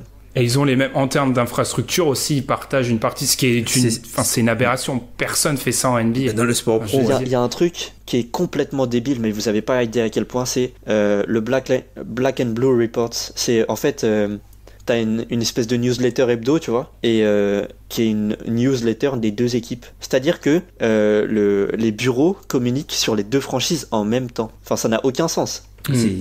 C'est pour ça cultive un peu ce statut de petit frère. Ouais, c'est ça. Ouais, non, mais c'est ça. Mais souvent les insiders interpellent du coup Gail Benson, la propriétaire actuelle, ils lui disent, tu sais, l'autre franchise que tu possèdes là, ce serait pas mal si tu pouvais faire ce truc-là. Enfin, même eux sont très cyniques à propos de ça. Tu penses pas qu'ils vont vendre après la mort du père, du coup? Je vous ai déjà parlé du coup de ma théorie du complot qui fait que la NBA autoriserait pas nécessairement la vente. Non, mais pas pour la déplacer, hein. C'est-à-dire que que si tu changes de propriétaire, mais tu mets une clause disant que tu t'engages à rester là pour, je sais pas moi, 10 ans par exemple. Là, pareil, je pense que théorie du complot, Gail Benson, elle est très controversée parce que, pour ceux qui savent, son mari, je crois, c'est George Benson, est décédé. Et en fait, elle a genre 25 piges de moins que lui. Et elle s'est arrangée, ou alors les choses se sont faites d'une telle manière que tous les héritiers ont été déshérités. Et donc, c'est une personne très très controversée au sein de la Nouvelle-Orléans parce que George Benson était quelqu'un de très influent. Et donc, à mon avis, elle a un problème de crédibilité et de légitimité qui fait qu'elle peut pas se permettre de la vendre. Ok. C'est pour ça selon toi, qu'elle a un discours hyper agressif avec les Pelicans. Ouais. Mais elle est souvent dans les vestiaires et tout. Alors après, je pense qu'elle en profite pour se rincer la gueule. Non mais attendez. Là, elle arrive sur ses 70. Il y a des jeunes gens bien bâtis dans le vestiaire. Allez. Pourquoi pas. Ça, c'est des dossiers qu'on n'aborde pas assez, mais ouais, je vois. Ça peut se comprendre. Mais c'est vrai qu'il y a vraiment... Moi aussi, Tom, par rapport... Tu posais la question de la revente. Je me mets à la place d'un possible investisseur. Alors, déjà, on l'a dit, t'es dans une ville où, en gros, les Saints contrôlent tout. T'es vraiment... les gens ont très peu d'intérêt pour ta franchise. Anthony Davis, tu sais que tu l'auras pratiquement plus, et bonne chance pour retrouver un talent de son niveau dans les prochaines années. Ça te donne pas vraiment envie d'acheter. Mais est-ce que ça justement ça peut pas conditionner le trade d'Anthony Davis, genre? Est-ce que tu vois, si par exemple tu sais que tu dois avoir un rachat, enfin la Nouvelle-Orléans, c'est pas la première fois qu'ils doivent faire avec un joueur qui doit partir, hein. Enfin ils ont vécu l'épisode Chris Paul, ils ont été récompensés du first pick, quoi. Peut-être qu'il y aura peut-être quelque chose de ce genre-là, hein, tu sais. Peut-être que si la franchise doit être vendue, c'est quoi la valeur de la franchise? Si tu vois la valeur de la franchise avec Anthony Davis et la valeur de la franchise sans Anthony Davis, et tu dois vendre, au final, peut-être que tu vas pas transférer Anthony Davis puisque ça augmente la plus-value que tu peux faire sur la franchise. Ça, ce sont des petits trucs qui sont un peu hors terrain, qui peuvent influencer la stratégie de l'équipe. Et ça peut aussi beaucoup compter dans quel joueur tu vas chercher en retour. Parce que par exemple, Tatum, c'est un joueur que tu as envie de regarder. Enfin, après, les goûts et les couleurs, mais c'est quand même un joueur plutôt élégant.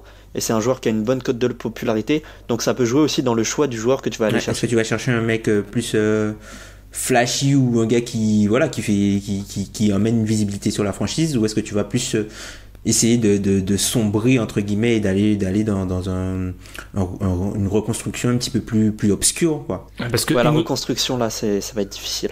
Ouais, parce qu'une reconstruction obscure, on l'a déjà dit, c'est une franchise qui a déjà du mal à trouver des supporters, à avoir un vrai élan à la Nouvelle-Orléans. Si on part sur une vraie reconstruction sur le temps long, ouais, c'est ça. Regarde par exemple, on peut prendre un exemple par exemple comme Minnesota qui s'est retrouvé un peu dans la même situation avec Kevin Garnett. Ils ont transféré Kevin Garnett, au final ça leur a pas apporté énormément, hein. Ça leur a pris 10 ans. Est-ce qu'ils peuvent survivre 10 ans dans ce marché-là sans... Bah justement, c'est ça la question, c'est que c'est flagrant que le Twitter Pelicans, parce que je suis beaucoup d'insiders mais aussi des fans, des trucs comme ça, il est nettement moins actif maintenant, et même entre nous, entre Français là, je veux dire, je me levais toutes les nuits en début de saison, maintenant je me contente des replays. Ouais, il y a cette perte d'élan, ouais. Ça peut être à surveiller, mais c'est vrai que, comme tu l'as dit, Tom, je sais pas si les Pelicans ils peuvent se permettre 10 ans. Non, clairement pas. Surtout qu'ils ont pas de chance, c'est qu'ils sont là à un moment où l'autre équipe de football américain marche, donc ils peuvent même pas tirer la couverture à eux. Lâche. On va remercier les arbitres NFL d'avoir fait perdre les Saints. C'est grâce à eux, parce que sinon, s'ils gagnaient le Super Bowl, on était vraiment à la merde. La seule chose qui, pour moi, peut influencer peut-être la possible destination finale d'Anthony Davis, c'est si quelqu'un a le first pick et le mieux pour Anthony Davis, et tu peux récupérer Zion. Par exemple, Chicago. Vous pensez qu'on échange à l'heure actuelle Zion contre Anthony Davis? Parce que Zion, j'ai l'impression que c'est un... Je sais pas, j'ai l'impression que Zion, ça devient un rêve et que... Moi, je pense que si t'es les Pelicans et qu'on te propose, si t'as l'offre des Celtics, l'offre des peut-être Lakers, et en face t'as Zion, je pense que Zion, ça, c'est mieux que tout ce que tu peux avoir des autres. Hein. En termes de médiatisation, en fait, c'est ça. Parce que t'as la médiatisation, t'as le fait que, voilà, le mec, c'est un phénomène qui est connu dans tous les États-Unis. Le mec, il y a des mixtapes sur lui depuis qu'il a 12-13 ans. Donc, certes, peut-être d'un point de vue basket, tu auras des offres avec des joueurs plus établis, mais en termes d'excitation, en termes de mise en lumière sur la ville et peut-être, tu vois, de faire décoller un peu la franchise en termes médiatiques, peut-être que Zion, ça peut faire quelque chose, parce que Anthony Davis, c'est une superstar, mais c'est un peu une superstar à la Kawhi, quoi. C'est pas un mec hyper médiatique, quoi. Certes, il fait des highlights, mais c'est pas un mec c'est pas un mec qui est charismatique comme peut l'être par exemple Russell Westbrook ou comme peut l'être aussi James Harden. Donc si on te propose on va application concrète, on te propose une offre des Lakers, on sait en gros à quoi elle va ressembler, une offre des Celtics, on sait en gros à quoi elle va ressembler, et Zion, tu prends Zion. Ah oui, je prends Zion. Hein. Moi je prends Zion aussi. Parce que les Celtics vont pas mettre Tatum dans l'offre. En fait, ça dépend qui a le first pick, c'est-à-dire que déjà toutes les équipes ne le proposeront pas. Je pense que les Bulls et les Knicks, c'est les seules équipes susceptibles de proposer le first pick si elles l'ont. Parce que les Knicks, ils ont du cap, donc... je veux dire, moi, si on m'envoie le first pick, tu vois, je réfléchis à prendre Tim Hardaway Jr. en même temps. Ah, mais faut le prendre si t'as Zion et Tim Hardaway... Non, mais c'est ça, tu vois, c'est ça. Et évidemment, et éventuellement, je braque un Frank Ntilikina. Ben sait que des fois, je viens le tanner un peu là-dessus. Oui, si jamais il traîne dans le coin et que j'ai une bague dans la poche, évidemment que je vais m'agenouiller et lui proposer, tu vois. Mais... c'est ce genre d'amour que j'ai pour lui, mais ou avec un autre joueur un peu intéressant comme ça des Knicks, couplé à un first pick, tu vois, je le prends. Tim Hardaway. Ouais, je vois, ça peut vraiment se comprendre. Et surtout, si on est dans cette logique, il faut exister médiatiquement. C'est vrai que Zion, ça c'est un point. Alors là, c'est mon petit combat, un de mes nombreux combats. C'est comme le choix Trae Young à Atlanta, les gars. Il faut le comprendre aussi un peu comme ça. Hein. Ramener Trae Young, c'est aussi exister médiatiquement. Ouais, mais bon, après là, pas de chance, c'est que Doncic est vraiment assez fort pour exister médiatiquement. Tu ne pouvais pas prévoir qu'il ferait autant de step back. Mais de base, dans un marché américain, c'est logique de prendre la superstar d'une université américaine, surtout dans une franchise où on a parlé des problèmes des Pelicans, mais il faudrait faire mais eux aussi, c'est chaud. 1h30 sur Atlanta pour tout comprendre. Ça peut se comprendre comme ça. Donc c'est vrai que pourquoi pas Zion à la Nouvelle-Orléans. Ça vous redonnerait du peps, je pense. Ouais. Non, c'est sûr. Ok. Je sais pas si on en est à pratiquement 1h10 sur les Pelicans. Je suis désolé. Non, mais Est-ce que t'as un dernier point? Tu t'es dit ça, il faut absolument que j'en parle. Tu as encore une fois, la tribune est ouverte. Non, peut-être brièvement sur la hiérarchie des sources, des cibles, pardon. Si on nommait Zion, en gros, dans ce qui pourrait nous être proposé. moi j'avais un plan sur un package des Lakers qui était Ingram, Ball, plus soit Kuzma, soit Hart, qui fait pas l'unanimité au sein de la fanbase des Pelicans. Tu m'étonnes. Qui serait plus à viser Tatum et éventuellement Simmons. Simmons, je suis pas fan, parce que c'est un joueur de plancher plus que de plafond, et je pense que sa synergie avec Drew serait pas incroyable. Il a joué à LSU en plus, hein. Ouais, En plus. ouais. Enfin, jouer. Ouais. Enfin voilà, donc brièvement ça, mais sinon rien d'autre.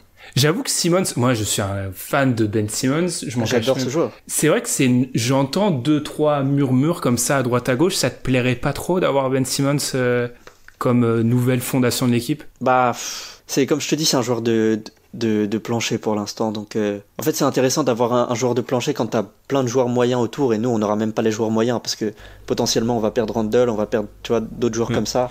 D'ailleurs, donc à voir. D'ailleurs, tu parles de Randle. Dis-moi. Est-ce que ce serait pas intéressant d'essayer de le transférer avant la trade deadline, du coup?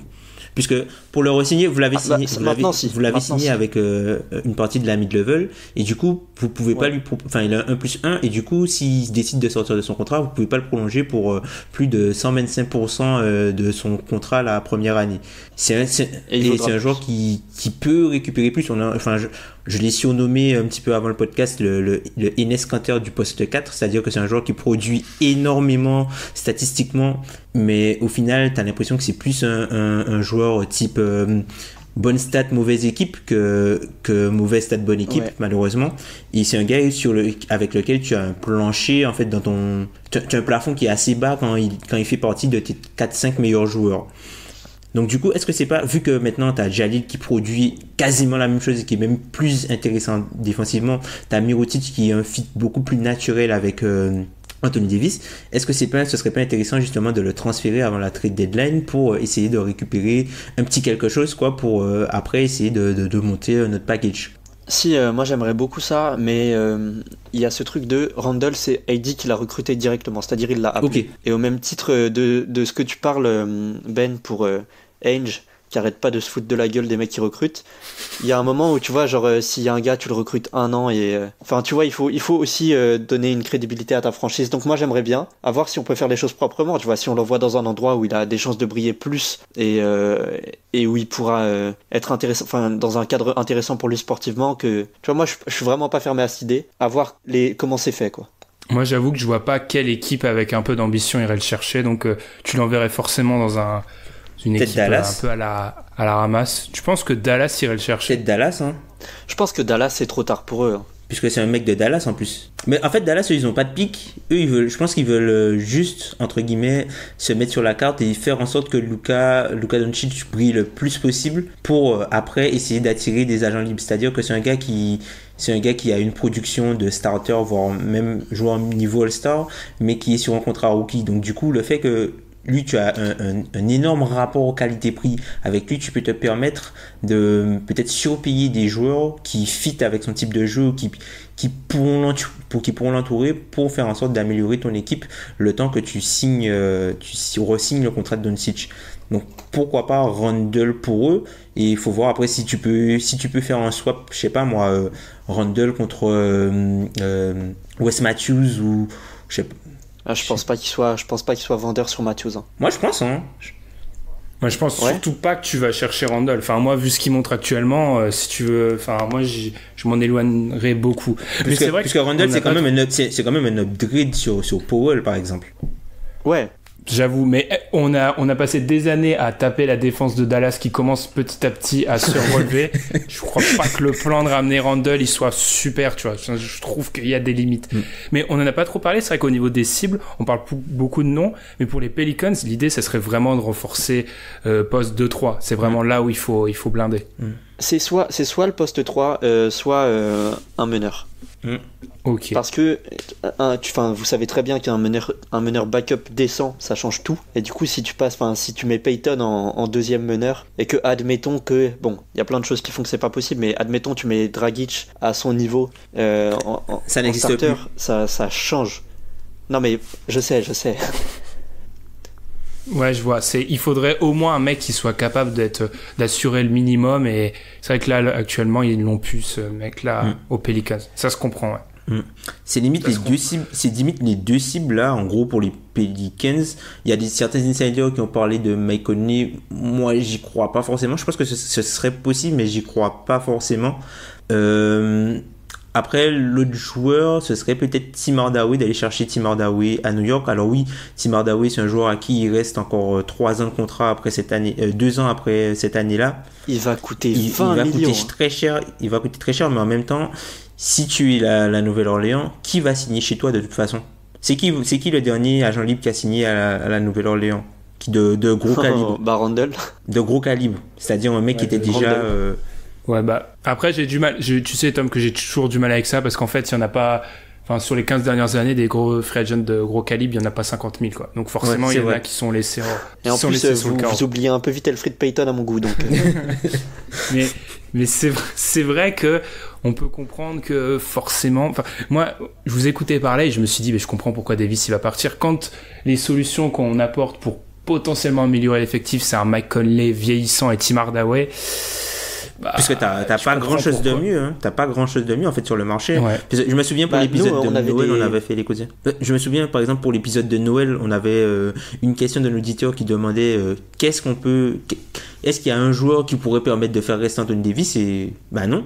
Non. Il y a en début de saison par exemple, ça parlait de tenter de faire un truc genre Solomon Hill avec un first pick pour Lance Thomas et Courtney Lee. Ouh là, c'est ça. Il me semble. Alors peut-être je me trompe sur le first pick, mais en tout cas ça parlait de ce genre de choses. Et ce qui est pas un trade inintéressant, c'est juste tu vois dans quelle situation on est, dans quelle perspective on est. On sait à peu près ce qu'on peut aller chercher, et ce qu'on peut aller chercher c'est pas incroyable. Sinon c'est foutre en l'air ton cas pour autoporteur quoi. Et c'est pas ça j'y étais très favorable, mais autoporteur top 15 shooter qui ne l'est plus. Top 15 shooter. Ah non mais attendez. Par contre là, il y a un truc qu'on n'a pas évoqué, c'est à un moment on était très très sérieux et très agressif sur Bill, et en fait on n'a pas réussi à être agressif au bon moment, et juste après il est parti en live et il s'est mis à faire James Harden. Donc Ouais, mais c'est même là, tu vois, je me mets à la place d'un potentiel dirigeant, soit de Washington, soit de la Nouvelle-Orléans. Tu te dis, pour un Bradley Beal, qu'est-ce que tu peux envoyer qui peut les séduire, quoi. C'est ça qui est compliqué. Alors que, on n'a pas abordé ce point-là, mais rapidement, Anthony Davis, en soi, il a un contrat, pour un joueur de son calibre, il est dans un contrat abordable pour l'instant. Très abordable. En théorie, tu devrais pouvoir l'encadrer, mais... il a un max classique, quoi. Ouais. Ce qui est D'ailleurs, vous parliez du fait qu'il puisse signer le plus gros contrat de l'histoire au moment où il le signera. Ce sera la 2e fois pour lui. Ouais. Parce que son contrat, son extension rookie, c'était déjà le plus gros de l'histoire au moment où il le signe. Ouais. Juste avant celui de Lillard. Mais en fait, il y a juste un petit point que je voulais rajouter, notamment pour la direction des Pelicans. Il y a Jake Madison, qui est aussi, c'est celui qui tient le podcast Locked On Pelicans. Ouais. Et qui fait des apparitions dans Locked On NBA parfois. En fait, il avait annoncé que en gros, les Pelicans, ils ne veulent donner aucun futur first round. C'est-à-dire qu'ils sont prêts à donner celui, par exemple, de 2019 pour s'améliorer. Ouais. Mais c'est-à-dire ceux qui sont 2020, 2021, 2022, tout ça, ils veulent pas y toucher du tout parce qu'il y a aussi énormément de questions autour de l'avenir d'Anthony Davis. Et c'est pas une équipe qui est prête à... Tu vois, par exemple, pour Bill, il aurait fallu en donner plusieurs, par exemple. Sauf que c'est une équipe qui est pas capable de faire ça puisque la politique de l'équipe... Pour Bill, on était prêt à le faire. Pour Bill, ça a été proposé. Sauf quand tu as ce genre de politique, faut comprendre, du coup, t'anticipes plus ou moins le départ d'Anthony Davis un petit peu quand même. C'est sûr. Ok, bah c'est comme ça qu'on va conclure l'épisode numéro 147 du podcast Dunk Hebdo. Merci de nous avoir écoutés. Merci pour cette très bonne participation, Elorn, sur les Pelicans. J'espère que j'espère que tu vas pas te faire brûler, hein. Ça me plairait pas trop. T'as tout dit. Non, mais il y a des risques, mais après, tu vois, si c'est une brûlure légitime, ça va. Ça va, ouais. Tu sais quoi, Jeanne d'Arc, elle l'avait cherché, peut-être que moi je l'ai cherché un peu aussi, tu vois. C'est vrai. Non, t'as plutôt bien parlé, on a compris que c'est pas la soupe à la grimace, mais on va dire que c'est pas la joie actuellement du côté des Pelicans. Si je peux retenir une chose de cette plus d'une heure d'émission, c'est que c'est pas vraiment la joie et qu'on se prépare un petit peu au départ d'Anthony Davis. Ce qui serait quand même, on l'a pas dit, parce qu'on était centré sur les Pelicans, mais c'est un tremblement de terre pour le reste de la NBA si Anthony Davis bouge. Parce que ça... L'équipe dans laquelle il ira sera normalement la plus légitime pour prétendre au titre l'an prochain. Si les Warriors tombent un peu, ou carrément tout court pour toi? Tout court. Enfin, comme je le vois moi, parce que vous en avez déjà brièvement parlé dans d'autres épisodes, mais contractuellement, Green, Thompson, ça va être chaud. Boogie, ça va être chaud. T'as 3 personnes à re-signer là. Kevin Durant va partir. Donc oui, ça va être pas le re-signer puisque. Oui, c'est vrai, je l'ai pas dit, mais ça aussi, je le considère comme acquis. KD parti. Parce que Boogie peuvent pas le re-signer puisque un peu comme Randle, lui aussi, il a signé pour une partie de la mid-level. Lui, il a signé pour la taxpayer mid-level, donc du coup, lui aussi, son prochain contrat, ce sera, s'il doit re-signer aux Warriors, c'est 125% des 5 millions qu'il touche. Et donc je pense pas qu'il restera sur ce type de contrat là quoi. Enfin voilà, ouais, ça sera un feuilleton dont on va forcément beaucoup revenir là-dessus si Anthony Davis venait à être tradé. Puis globalement, bravo pour ta participation. On sait que c'est jamais difficile. On invite rarement des gens. Je pense qu'on est super intimidant vu notre qualité d'analyse. Donc t'as été très bon. Non, je rigole. Non, je sais. Bah non, mais vraiment grand plaisir d'avoir participé. Et puis le meilleur pour la suite. Hein. Merci beaucoup. Merci beaucoup. Et c'est aussi un peu notre rôle de mettre en lumière les Pelicans qui le sont pas forcément. Faut dire Exactement. Que, comme je l'ai dit, à part pour Anthony Davis t'entends pas trop parler de la Nouvelle-Orléans. Est-ce que dernière question, c'est pas un petit peu frustrant ça d'ailleurs, en tant que fan? C'est pas tant l'absence de visibilité, ça on s'y fait, c'est plus du coup la mauvaise visibilité, tu vois, l'interprétation, ce que les gens en font. Ça c'est frustrant parce que t'as des gens qui disent vraiment des trucs absurdes. Enfin, des fois tu vas lire des trucs genre ah mais Etuan Moore c'est pas à l'intérieur du coup, enfin des trucs. Enfin c'est la méconnaissance de la situation réelle de la franchise en fait, puisque je vais pas dire que c'est une franchise obscure, mais c'est une franchise qui est pas très connue, enfin c'est pas qui est pas très suivie en fait. Donc du coup t'as pas mal de les médias nationaux, voilà, pour eux c'est Anthony Davis, il est entouré de mecs incompétents quoi. Clairement. Et encore une fois, je tiens à rappeler, Chris Paul, Anthony Davis, c'est pas la moins bien lotie des franchises sur les 10 dernières années. Encore une fois, faut le rappeler. Faut le rappeler, enfin, il y a des équipes, c'est juste que peut-être les problèmes, on l'a un petit peu abordé, les problèmes structurels et liés au front office, etc., on n'a même pas mentionné, je revois mes fiches là, mais faut savoir que le président des opérations basket de la Nouvelle-Orléans est aussi lié à l'équipe de football américain. Ouais, ça c'est... C'est un bordel. Hein. Ça n'existe pas normalement, je veux dire, c'est pas normal. Enfin voilà. Du coup, pour conclure cet épisode, enfin, on vous rappelle de nous suivre sur les réseaux sociaux comme d'habitude, Facebook, Twitter. Tiens, c'est le moment là, fais une pub pour ton Twitter et Laurent, c'est le moment là, tu vois, tu peux gagner des followers gratuitement. Ouais, mais attends, parce que cette pub là que je me fais maintenant, ça se trouve dans 6 mois elle est plus valable parce que mon c'est le sourcil sur Twitter. Ah oui, potentiellement ouais. Bah tu gardes ton Je pensais que vous me feriez la vanne, du coup je la fais tout seul. Tu gardes ton ouais, il va non, changer. Le c'est Elorn tiré-du-bas Pecorari, donc évidemment inorthographiable. Donc pas du tout radiophonique. Ouais, bon bah vous le verrez dans le tweet on va le citer, hein, c'est pour ça. Ah là là, vous êtes des frais. Voilà, c'est pour ça. Oui, j'avoue que même moi là, je serai incapable de retenir ce qu'il fallait taper. Ouais. Donc on le fera pour vous. Ok, nous, du coup, on va se retrouver la semaine prochaine pour l'épisode numéro 148. Mon petit doigt me dit qu'on va peut-être encore une fois partir sur une franchise pas forcément très médiatisée, mais qui a subi une grosse blessure. On va sûrement partir du côté d'Indiana, dont on a déjà beaucoup parlé avec le profil, parce qu'on a déjà fait 2 joueurs d'Indiana. Elorn, on va te dire là-dessus, on va te dire salut. Merci pour ta très belle participation, c'était très cool. Merci à vous pour l'invitation. C'est normal, enfin c'était super intéressant. Et nous on se retrouve la semaine prochaine. Bonne semaine, salut. Salut.